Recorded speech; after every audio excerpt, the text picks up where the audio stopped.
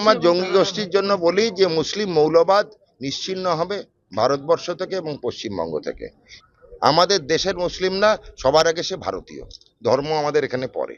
আমাদের দেশের মুসলমানরা এসব কাজ করে না, করবেও না। যারা আছেন এগুলো সব বাংলাদেশ বা পাকিস্তান থেকে আগত মুসলিম, তাদেরকে বেড়া টোপকে ওপারে ফেলে দেওয়ার দায়িত্ব আমাদের, আমাদের দেশের মুসলমানদের। সেটা করে দেখাবে তারা। স্যার, মুখ্যমন্ত্রীর উপরে হামলার একটা ছক করছে। পুরোটাই তাই। আমি আমাদের দেশের পশ্চিমবঙ্গের যে মুসলিম নাগরিকরা আছে তাদেরকে দায়িত্ব দিলাম এবং সেই দায়িত্ব দেখবেন ওরা পালন করছে। এই মৌলবাদী যেগুলো আছে, যারা ভারতবর্ষের মাটিতে এসে তাদের ধর্মকে কালিমালিপ্ত করছে, তাদেরকে তারাই যোগ্য জবাব দেবে, দেখে নেবেন।